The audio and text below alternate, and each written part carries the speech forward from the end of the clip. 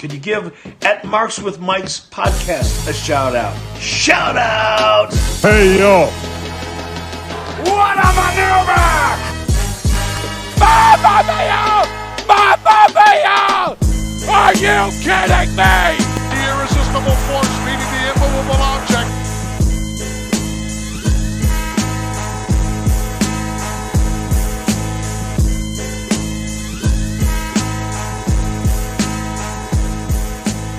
What's up, everybody? You know who it is by the sound of my voice. That's right, it's your boy, Mr. 6'9", JT, back in this piece once again. And of course, I'm rolling with my co-host, El Cheech. What's going on, Poppy?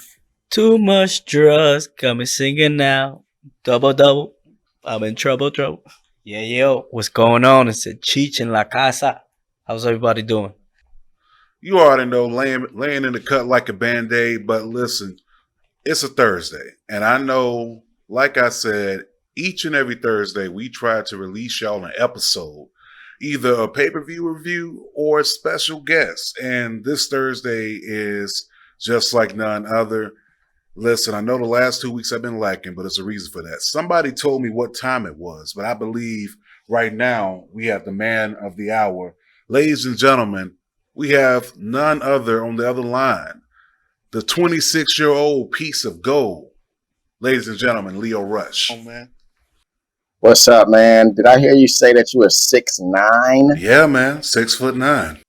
All right. What, you used to be a basketball player, football player? I mean, yeah, I played a little bit of both, basketball and football, but MCL, ACL injuries kind of ruined that. He was actually a backup singer. Yeah, right, a backup singer. Well, definitely got to wish you a happy birthday real quick. Just celebrated your birthday not too long ago. Thank you. Yes. Oh, shit. Appreciate that. No problem, man. You know, got to celebrate your birthday with the fam and, you know, enjoying that extra year of life. But speaking of life, man, we got to dive right deep into this conversation. So I understand as a kid, you were very athletic, right? Yeah. I've been playing sports ever since I was 5 years old. I was a football player, a baseball player, basketball. I tried to run track, but pulled a hamstring first practice, so I quit that. What else? Tried to do some swimming. Didn't really like that all that much. But then I went into being an amateur wrestler in high school. And stuck with that all the way through. So, yeah, I've been pretty active my whole life. That's cool. So how was it growing up in the Washington area as a young stud growing up? It was, I don't know. I feel like I've never been asked that question, but it was, it was pretty decent. It wasn't, the worst thing in the world. I went back and forth from New Carrollton, Maryland to Southeast Washington, D.C. So parts of, D.C. where my family was staying, that was pretty rough. But, the parts of Maryland where I grew up, wasn't too bad. Yeah, shout out to Washington, D.C., Chocolate City. But speaking of wrestling, what was it about wrestling that got you hooked as a kid? Was it a particular match, particular set of wrestlers? I think overall it was the fans, like seeing the interaction between the fans and the wrestlers. I thought it was cool that, people would come to Raw or SmackDown or any show just to cheer for one person. And I thought that was cool. It was different than, going to a basketball game and cheering for the Lakers. It's about 100 people on that team. But, I just thought it was cool that one guy could be soloed out for an entire arena. And, I wanted that to be my life. So you got engaged with the feeling of the crowd. That's what hooked you. But eventually you end up following your dream. Was that like right after high school? Yeah. So I tried to be a professional wrestler while I was in high school. I actually ended up going to a training center when I was 17, and I went there to check out the training center. I didn't sign up. I was just, seeing how the school was ran, and if it was somewhere that I wanted to, pursue my dreams. And then the following week, I decided to come back, and the doors were locked. I couldn't, figure out why the doors were locked. The lights were out, and then, find out a month later that one of their students had died in the ring, and it was like all over the newspapers and stuff like that. So they ended up, closing the school, and I had to end up waiting, until I was 19 years old to go to a different training school finally, and that was MCW Training Center. Man, you had come a long way. You going on your 6th year in the business, right? Yeah, going on my 6th year. So right now you're just touching the surface, and I just want to ask you about your beginnings, your career. You started as a tag team wrestler with now we know him as Velveteen Dream. How was it, the beginning of your career as a tag team? It was a difficult start, just because, like you said, I started out in a tag team, and that's kind of all I really knew, just because all of the shows that I was doing were tag matches. And then when Patrick got caught up to be on Tough Enough, that, kind of got interrupted very abruptly, and I didn't know how to adjust to that, so quickly, because I still had shows lined up. I still, was taking bookings.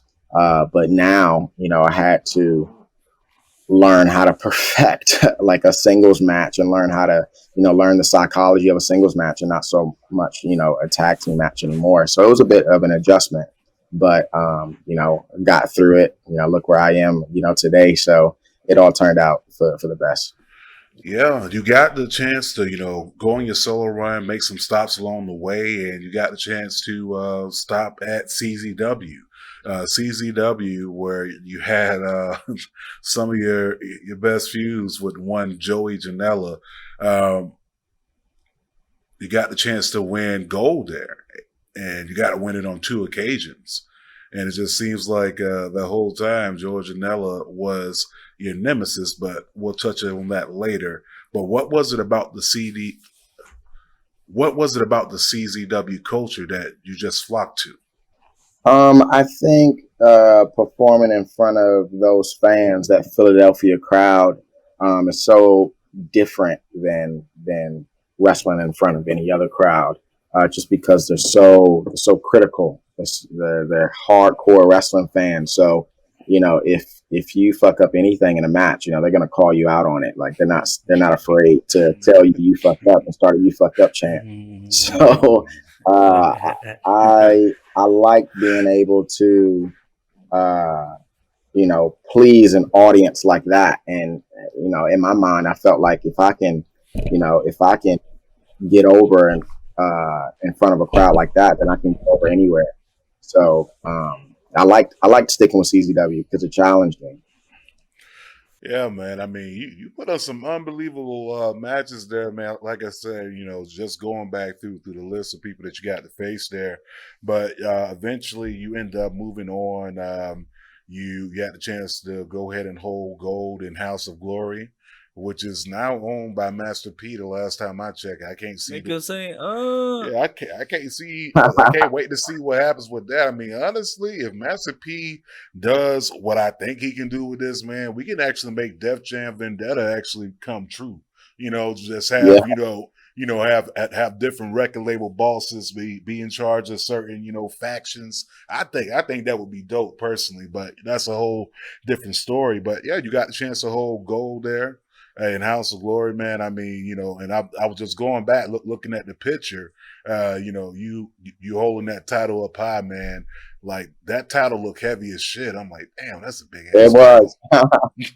It definitely was. It was a pain to carry it all throughout the airports. But yeah, I'm glad that I was able to have that run in House of Glory. It's crazy that Master P is the owner of House of Glory now. Hopefully, he can do something pretty cool with it. Obviously, once the pandemic is over with and things start to clear up a little bit, it would be cool to go back. Man, I would love to see something like that actually happen. You know what I'm saying? You get Master P holding down a faction, bring a Rick Ross to hold down a faction, get JT Kiss to hold down a faction, bro.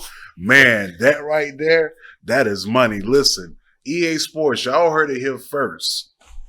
Go ahead if you want to run with the idea. So, eventually you move on to Ring of Honor, and to me, that's where your name started ringing bells even more and more. So how was that experience with Ring of Honor, as far as getting down there? It was really cool. The time that I was there, that roster was stacked. Literally the best wrestlers in the world were a part of that roster. I believe it was 2017. Like you had like the Young Bucks, Kenny Omega, Adam Cole, Kyle O'Reilly, Bobby Fish, Dijak, the list goes on and on, like Lethal, the Briscoes, is crazy. War Machine. So War Machine. So it's crazy to have, gone through that time in Ring of Honor, because it literally, made me the wrestler that I am today. I feel like, wrestling guys like that constantly over and over again, you have no choice but to get better. In 2016, the top prospect tournament, Ring of Honor, you killed it. You was the talk of the town, and it was just a matter of time till you got to the right platform. It's funny, man. You're only 26. At the time, of course, it was way younger, so the potential was there.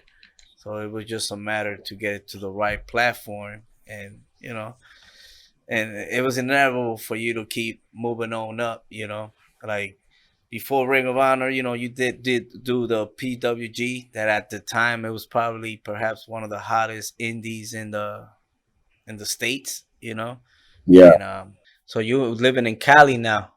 Yeah. No, Yeah, so you had to. So it made sense for you to move to the West Coast. Now knowing everything that's happening in your career, it was a great move. Yeah, being around with so much talent, it did rub off on you. You could see, through your talent, the matches that you had with Jay Lethal. That was, great matches and stuff. It was just a matter of time till you got, to where you at now. And of course, it didn't hurt you the fact that you have my skills, and it shows. Speaking of show, man, listen, I believe this is where me and Cheech first met. We were getting ready to get on the plane to New Orleans, and we were going to WrestleMania. And we talked about your talent showing, and I believe that was the first time we got the opportunity to actually see you wrestle in New Orleans live. Was that your first time wrestling at that point for NXT in New Orleans? Yeah, it definitely was. I think that was about, my third match in NXT was being a part of, WrestleMania Access. So yeah, that was pretty cool to be able to perform in front of, all of those fans that came across, the entire world. It was really cool. Mm-hmm. So, you end up getting to NXT, and I talked to a lot of these guys, and they say, it's a whole different type of feel, the difference between NXT and the main roster. So how was that feel for you? It was really cool. I know, I remember when I first got signed, or right before I got signed, they would do these big takeover like reveals of like the next signing. And it was a lot of build up because, people knew that there were going to be a lot of Ring of Honor guys coming in. And, you know, like week after week, you saw a new one. You saw like Roderick Strong come in. Then you saw Bobby Fish have a singles debut. Then you saw Kyle O'Reilly. Then you saw, you know, Dijak. And then I think the last person that they saw was Adam Cole. But you saw me in there in that mix too. So people knew about, you know, me being signed. People knew that I was, you know, coming to NXT at some point. And they were just waiting for it. So, you know, to be able to come in and like hear the reaction that I got was really cool. And, you know, during that time, I mean, obviously I don't know what the feeling is now, but during that time, you know, that was huge. That almost felt like it was like a PWG type feeling, because you had all of these guys, you know, coming in, you know, month after month after month. And it's like, man, like who else is gonna, you know, be in NXT? So it was cool first getting there. They rated ROH that year, that's for sure. Yeah, man, they damn sure did. But so speaking of basically, you know, you being on an NXT roster, so eventually you end up, you know, getting called up to the main roster, starting off on 205, and then, you know, getting to Raw. I mean, I know it was a big difference from taping on that Tuesday night, but how would you say that the mood definitely changed once you got to the main roster? I think over time, you know, it wasn't you know, too stressful, you know, going to the 205, because there wasn't as many hands involved with 205 as much as it was with SmackDown. So it kind of felt like a little break, you know, from what the feeling was in NXT. You know, it was a little more relaxed for 205. You know, you just came in, waited throughout the whole show of SmackDown, and then, you know, did your match and went home. You know, so it was pretty chill for the most part. I think the only time where it felt like things like really started to pick up and things started to get hectic was when I was doing 205 and Raw at the same time, and I was traveling with the SmackDown loop at the same time as traveling with the Raw loop. That was a bit much, but yeah, it didn't start to pick up until I got on Raw. And yeah, so when you got on Raw, who idea was it to pair you up with Bobby Lashley? That came straight from Vince. Yeah, that was Vince's project right there.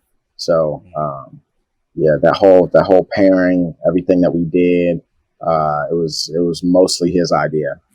Yeah, that was great. The one thing that I was, you know, as a fan, you know, Bobby Lashley's back with WWE. You got Brock Lesnar. They got the MMA background. It's like, bro, make it happen. You have Brock Lesnar with Paul E, and then Lashley. I'm not gonna lie. At first, it was like, what the fuck? But then I found myself saying it, and I'm like, it was catching on. Every week, it was like seeing you. You know what I mean? Like they trying to separate the 205 dude that we know he could go to, you know, the manager. But if they would have actually built on that matchup between Brock and, you know what I mean, and Lashley, Yeah. have you on the stick going against Paul Heyman? Oh man, that would be nuts. The potential is there, but you know, they're corporate. You know, they have other plans or whatever. You know, like they say, cars subject to change, all this stuff. But to me, that was one of the biggest things that they dropped the ball on, was on a, you know, on a run, like on a collision course, let's say, between Brock and Lashley, with, you know what I mean, you setting up the score in the background, you know what I mean. That would have been awesome. Yeah, it was something everybody was waiting for. So you know, unfortunately, it was a no-brainer. So, yeah, definitely a no-brainer. So, you know, eventually you end up taking some time away and you start working on your music. And I'm really big on this because you release two songs right before you got back to NXT. One of them being Scenic Lullaby, which is honestly, that's on my playlist. Real talk. That's on my playlist, and Lost is on my playlist. Both of those songs, when I say when I listen to them, honestly, I get in this mode where I start to think, and I start to think about everything. But those lyrics definitely at home. So, what inspired you with the Scenic Lullaby song and the Lost song? Yeah, so Scenic Lullaby, that was during a time period where, I feel like my character started to bleed into my actual personal life. And I was getting a lot of, hate messages and a lot of criticism and people just believing, the character that I portrayed on TV. And no matter what I put out there on social media, whether that was about my family, like my wife, my kids, like any other like kind of projects that I wanted to do outside of wrestling, people didn't want to like buy into it because they're like, oh, this guy's like an asshole. Like I'm not gonna, I'm not gonna, support anything that he's doing. And I felt like, people just saw me as this character and not, actual person with, in a sense, like feelings. And I don't know, it kind of got to me a little bit.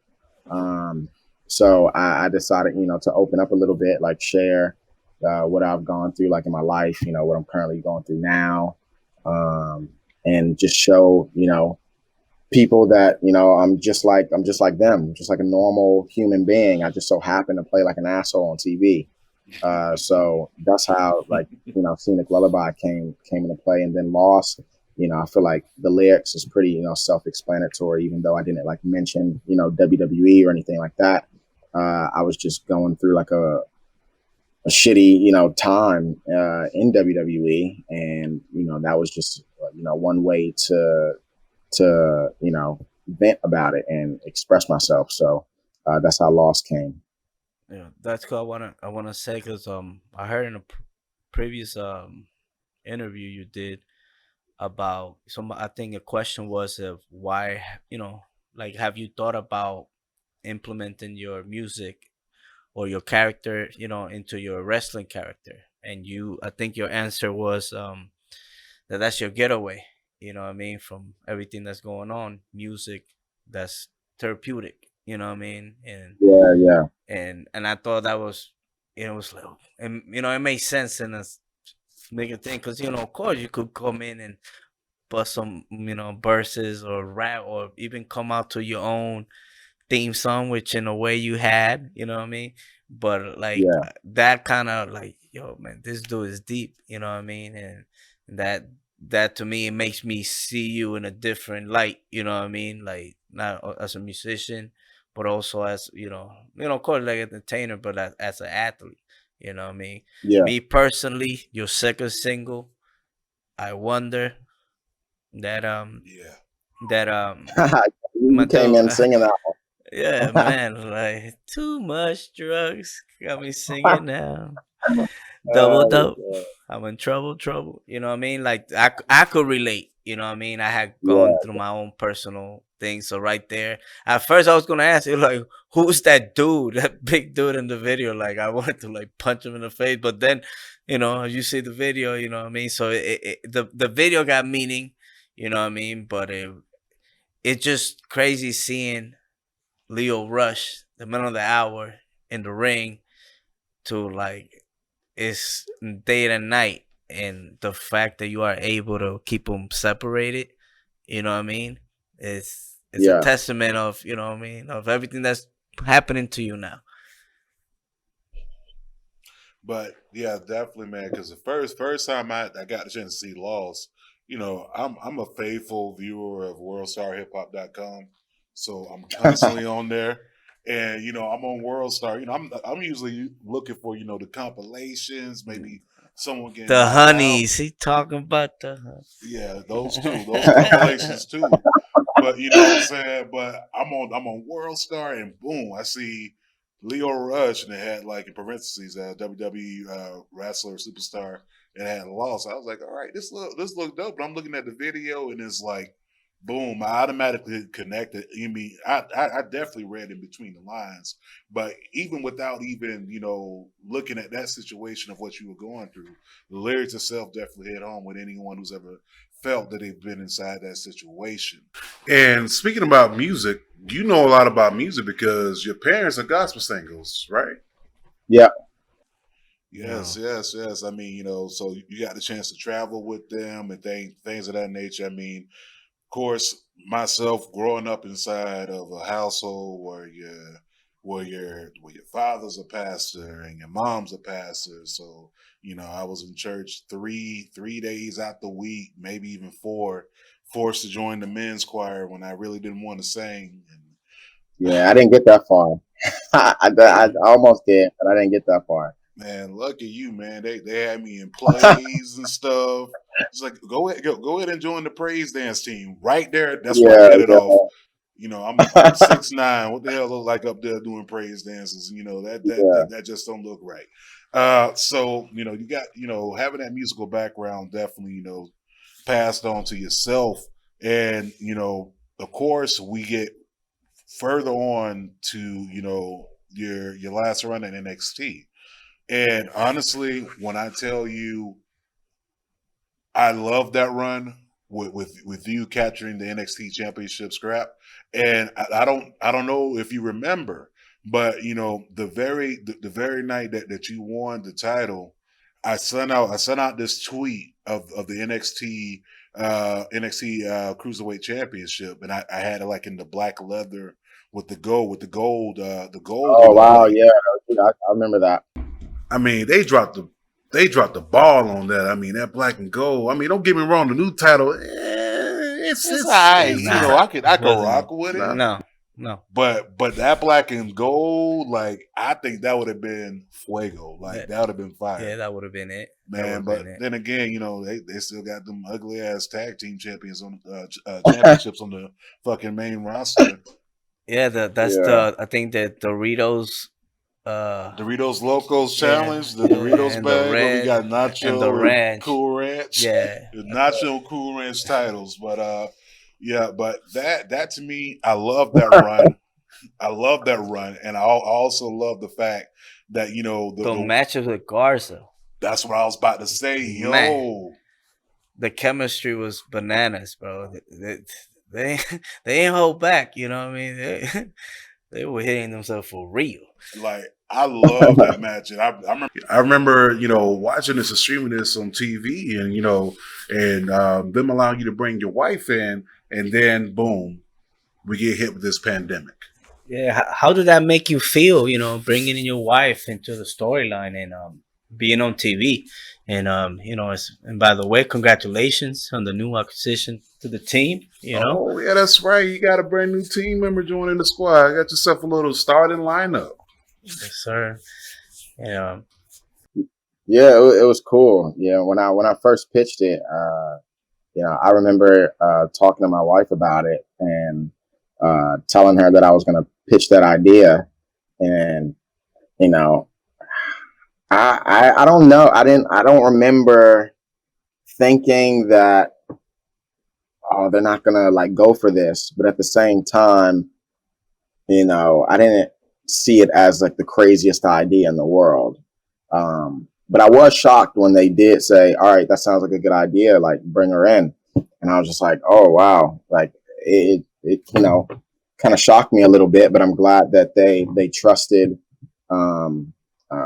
my idea with the whole storyline. And I remember her coming in, like for rehearsals, and while I was like going over stuff, and I was like, oh wow, that this is real. Like my wife is going to be a part of this storyline, which was really cool. I'm glad that I was able to get her involved, and my boys were in the crowd when that first started. Her mom was in the crowd, my mom and my grandmother. So like my whole family was there. So it was really cool to be able to not only have them physically be there, but also like commentary, like putting it over huge. So that was really cool. Yeah, man. I genuinely love that moment because yeah, so of course I'm a new father myself, and it's a good feeling. Like anytime your kids get the chance to see you do what you do for a living, to that child, it's like, wow, this is what my dad does. But not only are you a professional wrestler in their eyes, but they actually get to see you do it. Probably still Yeah, talk for about it to this day. Word. sure. And then the pandemic and the craziness erupts because I, for one, was definitely upset about the releases that happened.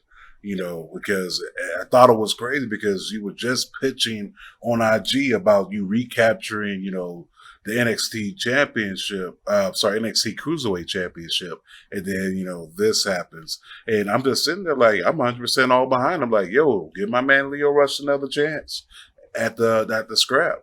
Because you and Garza alone could have carried that cruiserweight division.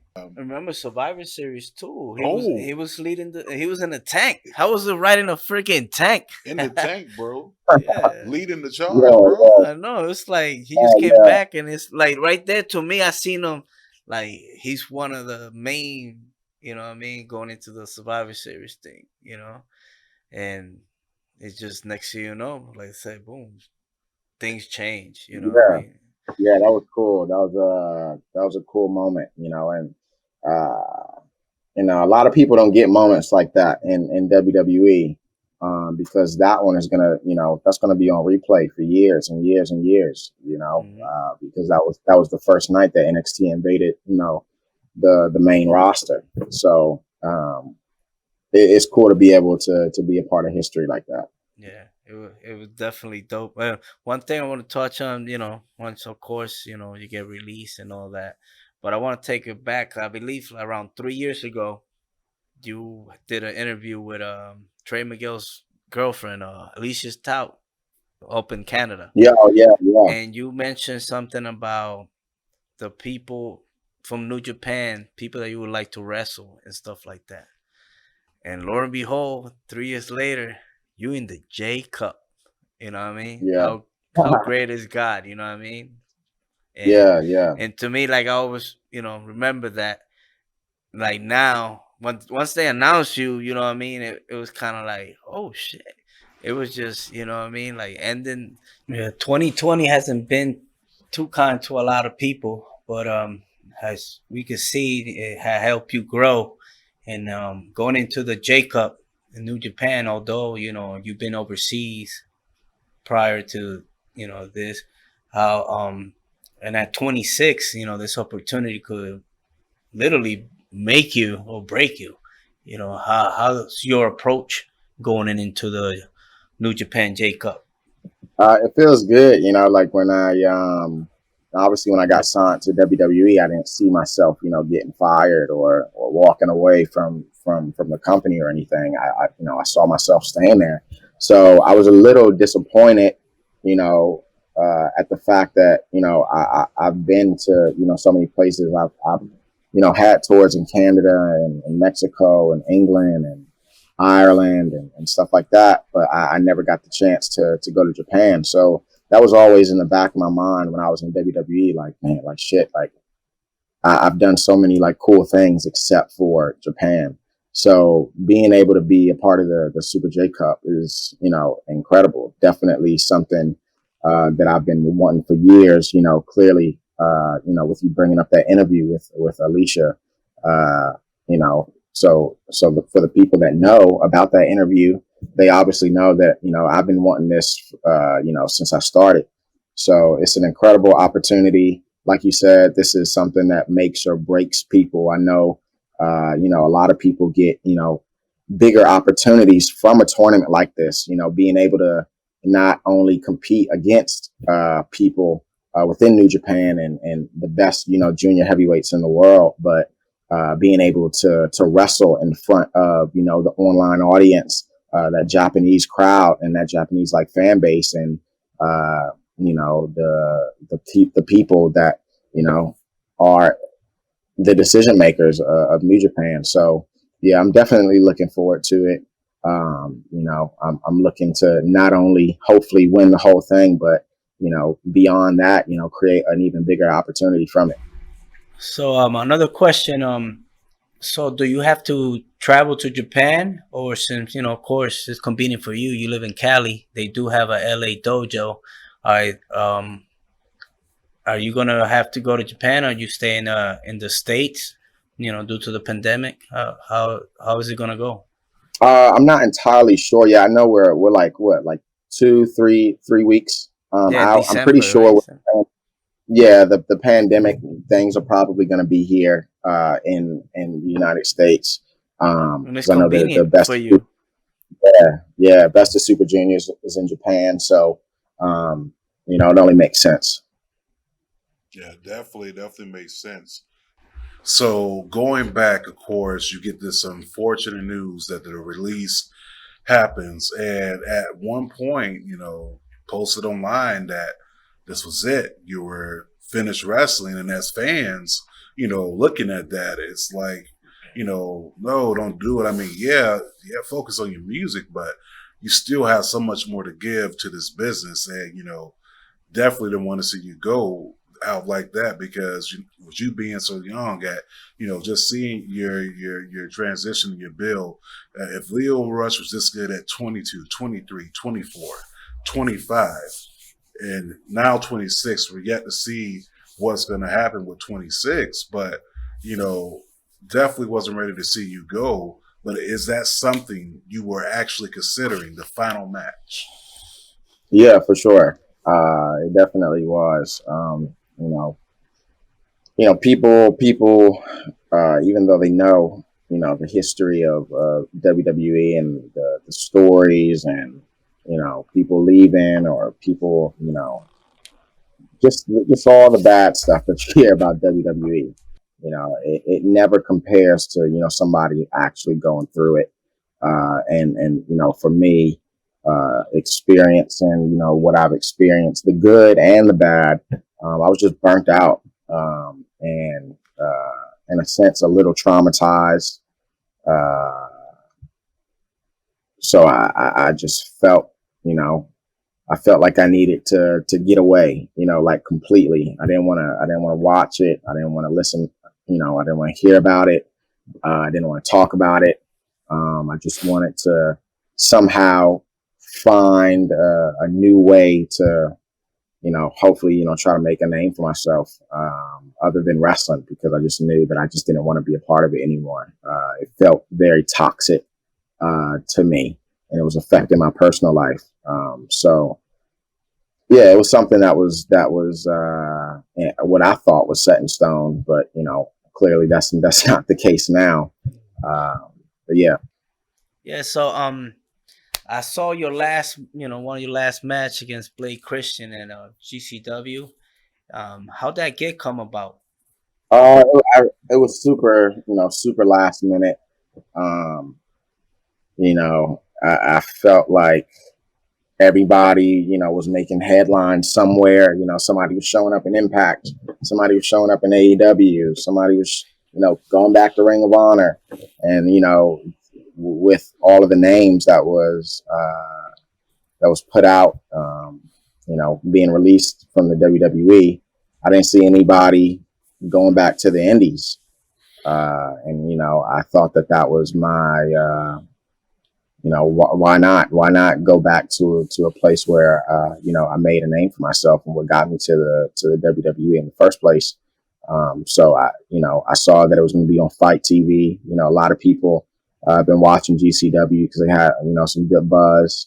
A good buddy of mine, Joey Janela, he was going to be on the show, but he didn't have an opponent announced for the second night. So he approached me with the idea, and I said, why not? Let's have one more match, and with it being with Joey, my probably my best and greatest indie rival. So I thought it was a match made in heaven. Yeah, your second match back was with ACH, right? At the Collective. Yeah. Yeah, that I got to see that one. That was a pretty good match too. So Yeah, so it's like no matter, it's like he left, for a little bit, but you didn't miss a step, and Yeah. you know, and it just the opportunity just started grabbing. It's like you said, you went back to the Indies, but it's kind of like you have one match and all eyes on you again. It's like, Yeah. oh, somebody gonna grab him. Next, thing you know, the opportunity started popping. Another news that just came about was the MLW. How did that come about? Big MLW Yeah. scene. I Yeah. know Kurt Bauer. What I mean, he's always been a good fan. A big fan of yours, and when I saw the announcement, it was like, oh, bro, like what else? What else is this guy? You know what I mean? Got up his stores coming up. Man, MLW about to be must see TV. Yeah, I fuck with MLW. How that come about? Yeah, like you say, he's been trying to get me an MLW for a while now, and you know it was during a time where I didn't have anything else going on. I'm not signed anywhere, and there was a lot of kind of like dream matches that I wanted to have, and I know a lot of people that are on that list that I put out are in MLW, so hopefully we'll be able to make some of those happen. Yes, for sure. Speaking of those dream matches, man, I was going down that list, and I just so happened to notice a couple of names that are on that list that have been on the show. AJ Gray. I would love to see Lio Rush versus AJ Gray. That would be, man, that bro. I'm just thinking about it now because I know I know how nuts AJ can get in the ring. And then the other name on this list, which was crazy because the day that I interviewed him, he had just got off an IG live with you, and you had a little bit of technical difficulties that day. Trey Lamar. That's the one I want to see. And I definitely want to see it. I don't know which promoter's going to book it first, but I already got a promoter in my ear that who wants to book the match. And we'll talk after the interview. But I would love to see that match. If I don't get any one of those matches, AJ Gray and Trey Lamar. Trey Lamar is on the uprise, and a lot of people, compare his quickness. It kind of reminds me of you. His quickness inside the ring. It's lovely, man. Just seeing that. So your dream matches, and of course you got Chris Bay on there. I love to see that in Impact. Kenta, love to see that in New Japan. Myron Reed, like you said, he's already in MLW, so why not? And Cody, we can call him Cody Rhodes now. So Cody, and of course Lee Champion, Chris Jericho. So of course, in order for those last two to happen, that would have to be like a AEW run, which if the wrestling guys provide it, so be it. You know what I'm saying? Even if it's just on a different platform, but all these matches are good. So how long did it take you to compile all these names on the list? Like 15 minutes. It's just going through. Yeah. Who would I definitely sell out, arena or tear the roof off with? And literally, all these matches are definitely something that any wrestling fan, doesn't matter what you like, would definitely love to see. Well, let's get to the current breaking news. Seems like Lio Rush is always breaking news. Whether that be on IG, Twitter, the Book of Faces, if you have it. Looks like you just booked a role in the upcoming Power Rangers movie. Big, man. And he got one of the OG Rangers. Tommy. How did that come about? No, so Jason David Frank, the original, Green Ranger, he used to go to a lot of the Raw events every time we went to Texas, and he was a fan of mine from just watching the show, and we talked, and over time, we grew a pretty cool, friendship, and gave me the news that he wanted to, put me in his film that he was developing for the upcoming year. So that was a very unique situation, and I'm glad that's happened. Not only because of the movie, but just being able to, be friends with somebody, like Jason, absolute legend. Is really cool. Man, because I know there's an age gap between you and I. Like, I'll be 34 this year. But I remember, coming up on the original Mighty Morphin Power Rangers, bro. I remember rushing home after school just to catch the intro of the Power Rangers. And, I also remember growing up, me and my siblings, man, we would play Power Rangers outside. Like, there's this video that's somewhere, we can't find it today. It's all of my siblings are playing Power Rangers outside. My sister goes to do this front flip. She does this front flip, hits her head on this sign, and literally reverses back after she hit her head on the sign. But speaking of, Power Rangers, was there any particular Power Ranger that, that was your particular choice of preference, or which one were you more into? Because, I know they had the Power Rangers game, but which Power Ranger were you more Lio Rush's style? Oh, all of them, all of them. All of them did cool things. So I didn't want to, just pick one. I did think it was, cool every time, they busted out the White Ranger or the Green Ranger every once in a while. But yeah, all of them. Yeah. Back in the day, I remember when I was in Puerto Rico, I used to watch the Power Rangers, and it was huge, and it was in Spanish, and and people were going crazy. It was the talk every day in school and all that stuff. And now it's like you got a new set of eyes, and being in the Power Ranger universe now, like the fact that you moved to the West Coast is, now we could see why. You know what I'm saying? All these opportunities are coming your way. But also moving on the other news, you're going to be on MTV, the challenge. Yeah. That was huge. It got Twitter going nuts. You know what I mean? Once Big Man told me about that, I'm like, what? But he just said this. It's like, yo, I can't take it. It's too much. It was almost like, God damn, every time I went to my, my Twitter IG, breaking news, Lio Rush, breaking news, Lio Rush. Like, damn, what you got? You got some shoes coming out, Lio? We don't know about what's going on. Yeah. So how did the MTV The Challenge come about? Yeah, they had reached out to me, a few weeks or a few months after I got released. They knew that I wanted to step away from wrestling, and they asked me if I wanted to be a part of the show. They asked me if I knew what it was, and I said of course. And that was pretty much it.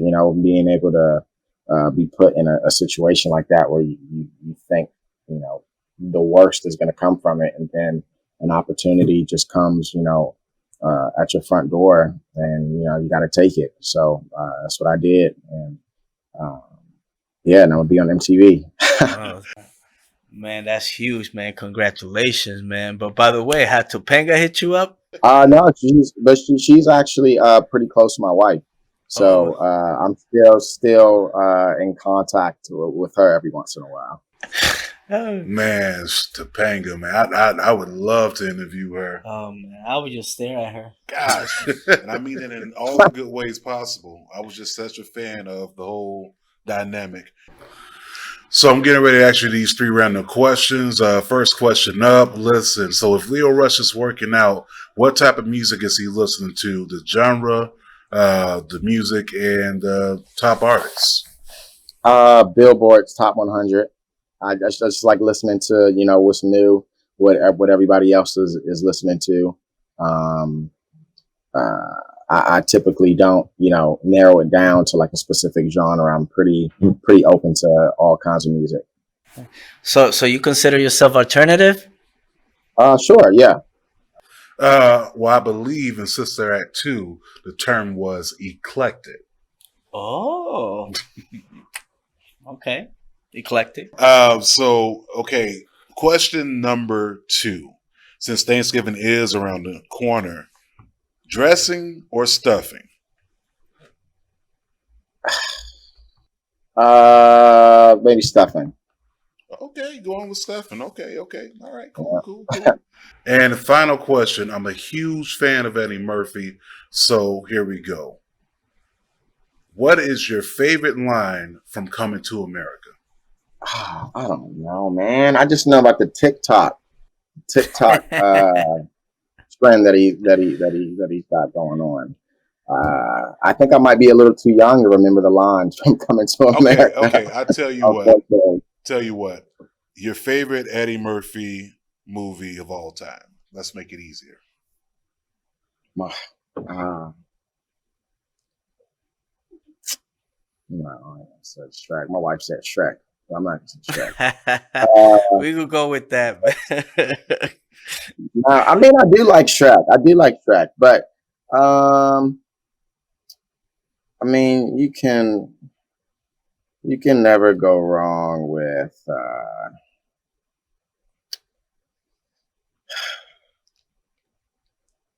I think I'm reading your mind, and I think you're like either leaning towards life or I'm gonna say Norbit. Norbit. Oh, snaps. Yeah, Respucia. yeah. Yeah, Norbit is on movie. Oh man. Yo, Norbit was big. Had all the comedy OGs in there. So I see you got the essence. So I believe your wife makes those. Yeah. She does. She's got a whole bunch of new scents out right now. So make sure you go get those. Tell everybody that she's got. All right, plug it in. Huh? Plug it in. The vegan ones, right? I'm gonna have to get that. No problem. Yeah, hand rolled incense. This is the new scent right here. We got Midnight. You can go get it on our Etsy store. Oh my goodness, by Sarah. And then I also have them on my website, musicbyleo.com. Oh, well, I'll definitely be tuning into that, man. Look, definitely want to just thank you for definitely coming on, sharing your story. You know, I always like to give our audience the time to learn new stories, learn stories that you may have thought that you knew, but you really didn't know. So, listen, this is the end of the show. This is where we have to tell you all 2 things. Look, there was way too much negativity during this past election season. Too much negativity can have you unbalanced emotionally, physically, mentally, and spiritually. Spread more positive vibes out there. It takes very little to build someone up than it does to tear someone down. Spread more positive vibes out there. And of course, you know, we have to slow down the spread of COVID. These numbers are spiking up. It's real out here. And, you know, definitely to slow down the spread, it starts with good hygiene. Very simple instructions. We're going to need you to wash your hands With soap. and wash your ass. Use soap. And Cheech, let these people know how they have to do this. From face to ass, not ass to face. It's that simple. If you want to slow down the spread, people, wash your hands, wash your ass, use soap. From face to ass, not ass to face. And on that note, we out, people. Peace. Be safe. Too much drugs got me seeing now. Double. I'm in trouble. And too much love's got me pushing out and thinking about the scenic route. And I wonder if she wonders where the money really wanders when we're hungry, yeah. And too much drugs got me singing now. I do not know where I'm going, but I do know that I'm showing, yeah.